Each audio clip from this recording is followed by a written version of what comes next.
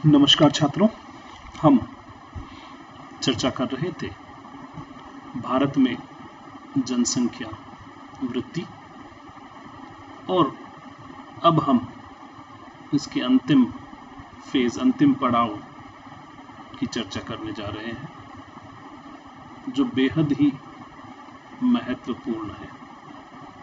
ये महत्वपूर्ण इसलिए है क्योंकि अभी तक 1981 तक जो भी हमने चर्चा की पॉपुलेशन ग्रोथ में, जनसंख्या वृद्धि में जो भी परिवर्तन हुआ, उसका मुख्य कारण मॉर्टेलिटी था। मृत्यु दर में परिवर्तन, जनसंख्या में परिवर्तन लाने का मुख्य कारण था। लेकिन 1981 आते आते देश ये जान चुका था, या हम ये कहें कि भारत के अंदर जनसंख्या विस्फोट हो चुका था, और उस जनसंख्या विस्फोट के होने वाले दुष्परिणामों से देश अब वाकिफ हो चुका था और वह सोचने लगा था कि किस प्रकार से इस प्रॉब्लम को कंट्रोल किया जाए, किस प्रकार से इस परेशानी से निजात पाया जाए। इसलिए बेहद सकारात्मक प्रयास होने लगे।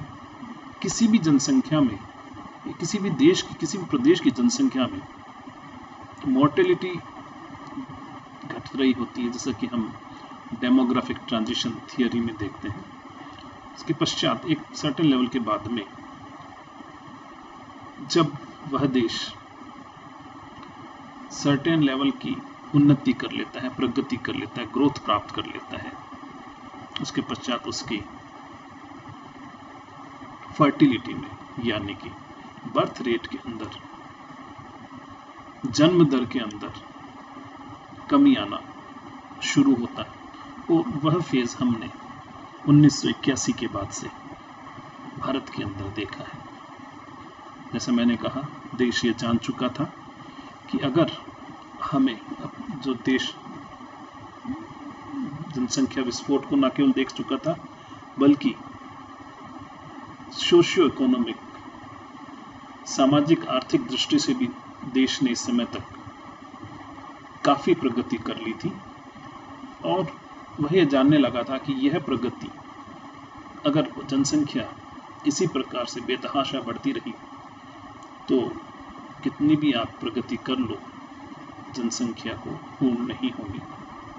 और इसीलिए इसके ऊपर बेहद गंभीर रूप से मंथन शुरू हुआ, जिसका परिणाम 1977 में सबसे पहले, या भारत की पहली जनसंख्या नीति, पॉपुलेशन पॉलिसी आई, जिसने बहुत अधिक इस जनसंख्या को किस प्रकार से, विस्फोट को किस प्रकार से रोका जाए, जनसंख्या ग्रोथ को किस प्रकार से रोका जाए, उसके ऊपर डिटेल्ड ब्लूप्रिंट अपना प्रदान किया। और उसके आधार पर ही आगे के दशकों में जनसंख्या को रोकने के, कम करने के, या वृद्धि दर को रोकने के प्रयास हुए। तो इसलिए यह एक इम्पोर्टेंट फेज है। ये 1981 भी 1921 की तरह एक महत्वपूर्ण पड़ाव है। इसके पश्चात यहाँ से हम जनसंख्या में जो परिवर्तन हो रहा है, उसका मुख्य कारण बर्थ रेट में डिक्लाइन के कारण होता है। और यहाँ से, यानी कि 1981 और 1991 के दशक से जनसंख्या वृद्धि में हम डिक्लाइन, यानी कमी देखना शुरू करते हैं। आपको यदि याद हो तो 1971 से 1981 का जो दशक था, उस समय भारत की जनसंख्या की वृद्धि दर 24.66 थी, जो अगले दशक में घट करके, यानी 1981-91 में घट करके वृद्धि दर 23.87 हो गई। लगभग 8.8 या 9 पॉइंट्स का डिक्लाइन हुआ। तो यह डिक्लाइन होना शुरू हुआ और यह डिक्लाइन आगे के दशकों में और तीव्र गति से हुआ। हम यहाँ देख रहे हैं कि 1991 से 2000 के मध्य पॉपुलेशन ग्रोथ थी वो 21.54 थी, यानी 2% पॉइंट से भी ज़्यादा का डिक्लाइन एक दशक में हुआ, जो आज तक का सबसे अधिक था। अगर हम खास करके स्वतंत्र भारत की बात करते हैं तो अगले दशक में भी जो डिक्लाइन हुआ वो और भी ज़्यादा था, लगभग 3 या 4 पॉइंट का डिक्लाइन अगले दशक में था ग्रोथ रेट में, जो बहुत बड़ा डिक्लाइन है। हालांकि इस दौर में, यह दौर इसलिए भी महत्वपूर्ण है कि इस दौर के अंदर हमने 100 करोड़ का आंकड़ा जनसंख्या के रूप में छू लिया है और ये एक महत्वपूर्ण आंकड़ा है। आगे आने वाले समय में भी हम आशा करते हैं और हम ये देख रहे हैं कि पॉपुलेशन ग्रोथ में डिक्लाइन जारी है। उसका मुख्य कारण बर्थ रेट में डिक्लाइन है।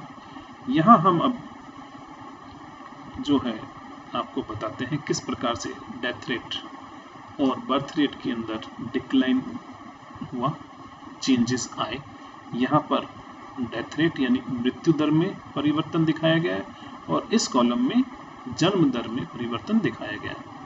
यहाँ आप देख रहे हैं 1921 में जहाँ दोनों बर्थ रेट, डेथ रेट और बर्थ रेट लगभग एक ही लेवल पर थे, लेकिन 1951 में जहां मृत्यु दर घट करके 27.4 के लेवल पर आ गई, लगभग 20% पॉइंट का डिक्लाइन, 20% पॉइंट से ज़्यादा का डिक्लाइन हमने इन 3 दशकों में देखा।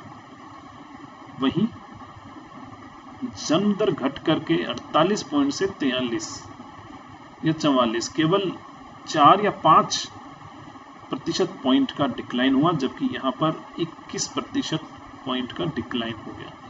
इस वजह से मृत्यु दर इतनी ज़्यादा कम हुई, इस वजह से यहाँ पर जनसंख्या लगातार बढ़ती गई। इसके पश्चात 1951 से 81 के बीच में अगर आप देखें तो 27 से लगा करके 22 हुआ, 18 हुआ और ये मृत्यु दर आपकी 15 के आसपास में पहुंच गई, जबकि जन्म दर 44 से घट करके बढ़ करके यहाँ पे एक बार 45 हो गई 1951 से 61 के मध्य।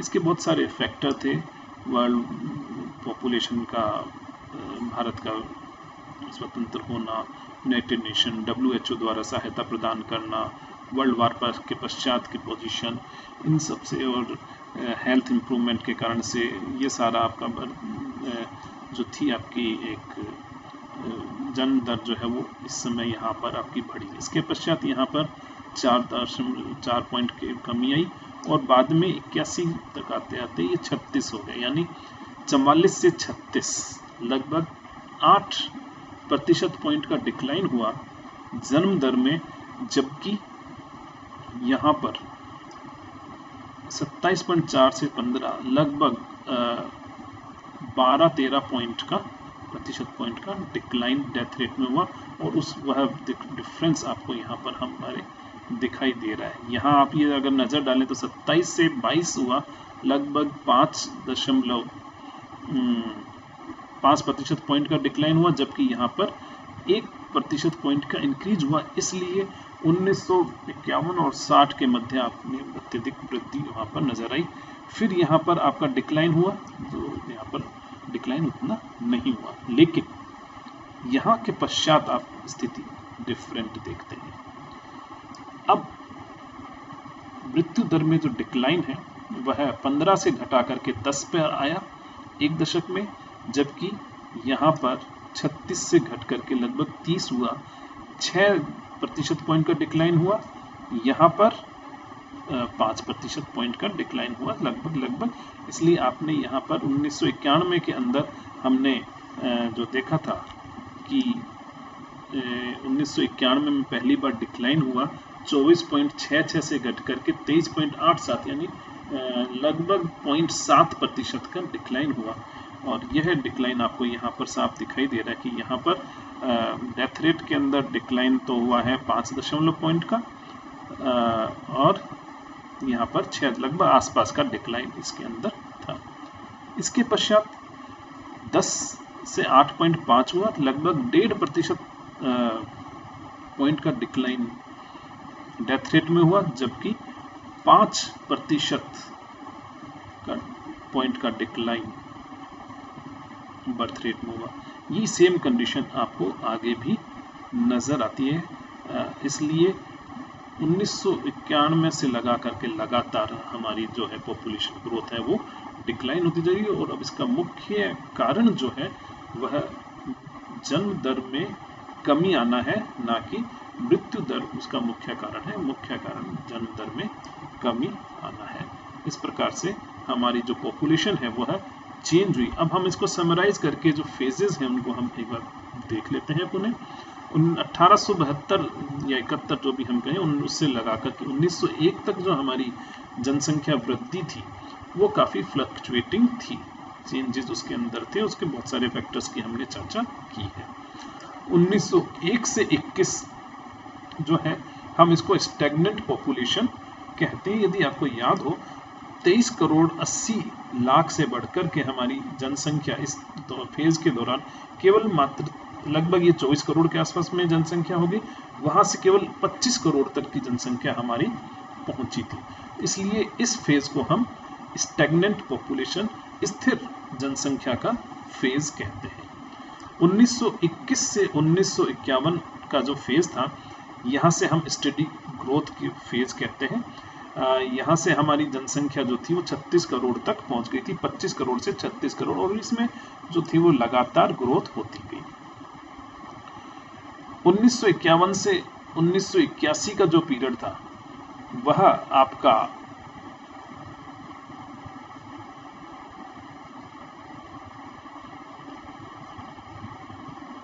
रैपिड पॉपुलेशन ग्रोथ का था, जिसकी चर्चा हमने की है।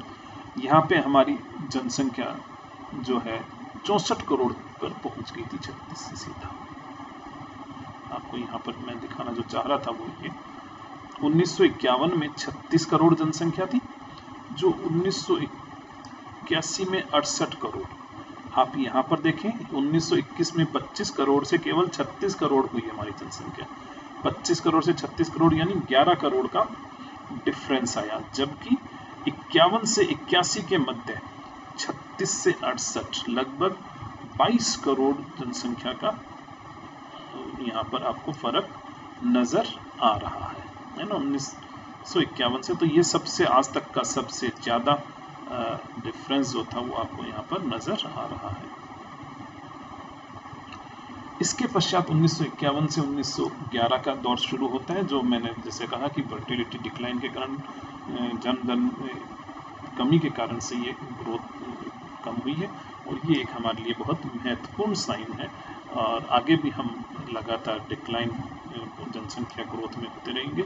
इसी आशा के साथ में आप सभी का धन्यवाद कि आपने बेहद आसानी से इसको देखा।